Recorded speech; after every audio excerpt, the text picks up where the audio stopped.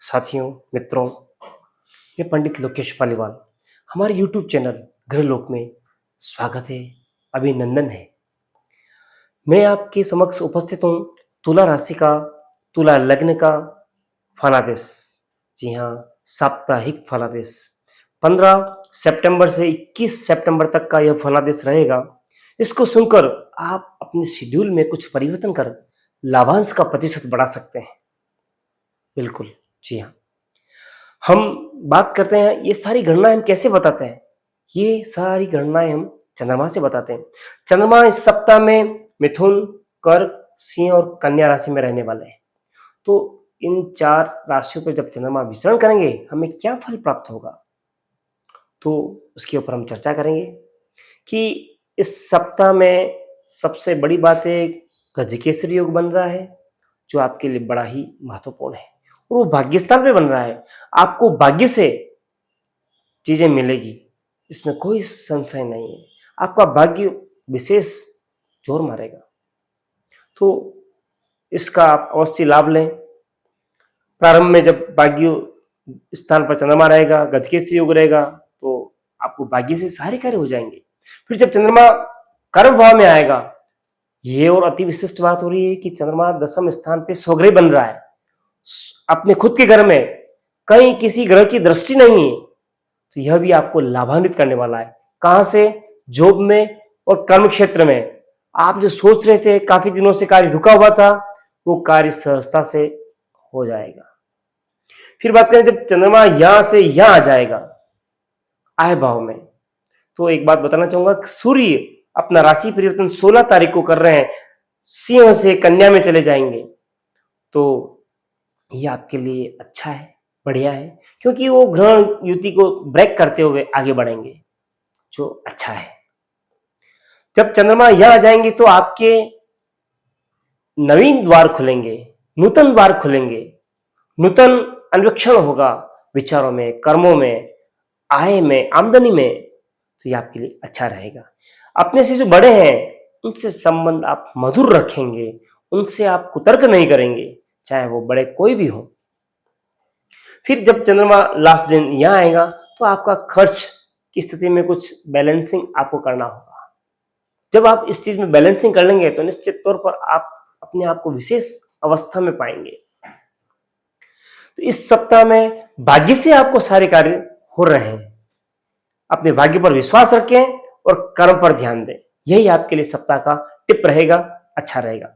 इस सप्ताह में क्या विशेष है, जैसा कि आप जानते हैं, विदित है कि श्राद्ध पक्ष चल रहे हैं और 15 तारीख को नवमी के श्राद्ध हैं और लास्ट में 21 तारीख को अमावस्या के। तो आपके परिवार में जो भी दिवंगत हुए हैं उनकी तिथि आ रही हो, तो आपको अवश्य उनका तर्पण, पूजन दान, भोजन दान, धन दान, जो भी आपसे हो सके अवश्य करें। एवं अगर नहीं कर सके तो केवल अमावस्या पर तो अवश्य ही करें, सर्वपितर अमावस्या पर अवश्य करें, जिससे समस्त पितर आपके ऊपर तृप्त हो, आपको आशीर्वाद दें और आपकी कार्य सुसंपन्न हो। एक विशेष बात और 21 तारीख को सूर्य ग्रहण है, लेकिन वो भारत में दृश्य नहीं है। यदि आपको कोई भी कुछ भी कहे, आपको ध्यान नहीं देना है, मस्त रहना है और दान पुण्य करना है, जिससे पॉजिटिव एनर्जी प्राप्त और डिटरमाइंड रहे आप, अच्छा रहे, आपकी लग्जरी विशेष बढ़ती रहे। हम अब विशेष बिंदु पर बात करेंगे कि इस सप्ताह में क्या क्या विशेष है। एक तो 18 को गुरु पुष्य आ रहा है, जो आपके कर्म भाव में रहेगा।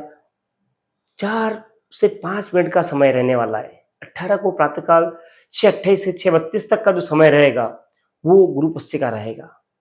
तो इसमें आप कुछ विशेष निर्णय, विशेष कार्य, विशेष डीलिंग कर सकते हैं और लाभ की प्रतिशत विशेष बढ़ा सकते हैं।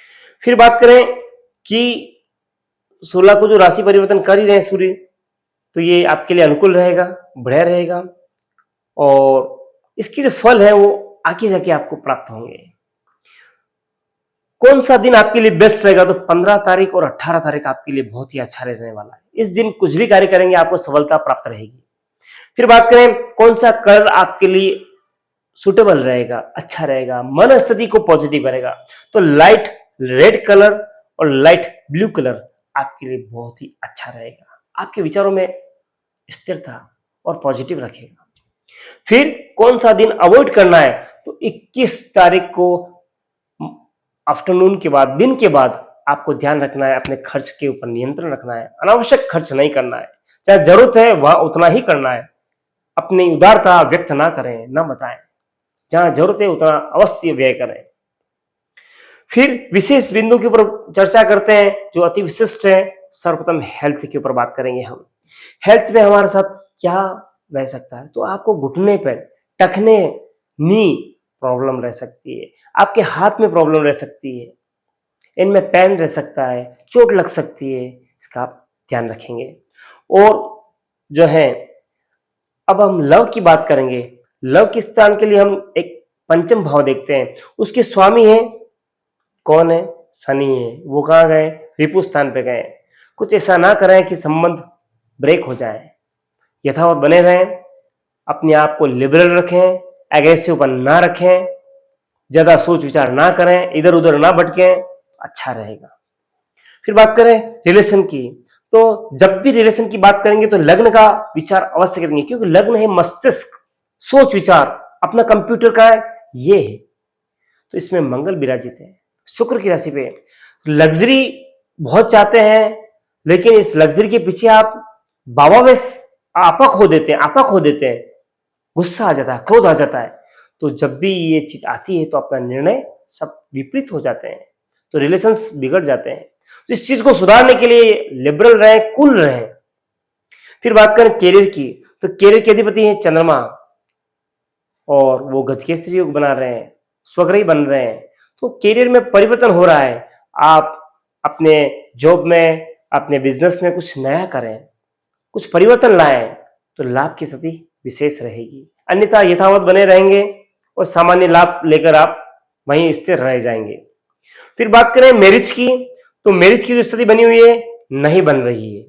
मांगलिक आप बने हुए हैं इस सप्ताह में, मंगल की लग्न पर स्थिति, मंगल सप्तम को देख रहा है, इस वजह से पूर्ण सोच विचार कर, देखभाल कर आप आगे बढ़े, इस और कदम बढ़ाएं।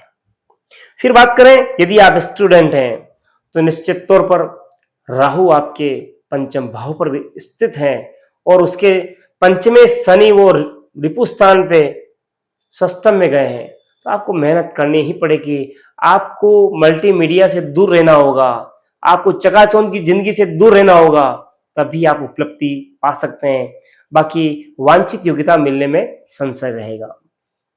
ऐसे क्या उपाय करें हम जो दोहरे लाभ वाले हो, हमें उपाय भी हो जाए और आध्यात्मिक ताकत, आध्यात्मिक शक्ति भी प्राप्त हो।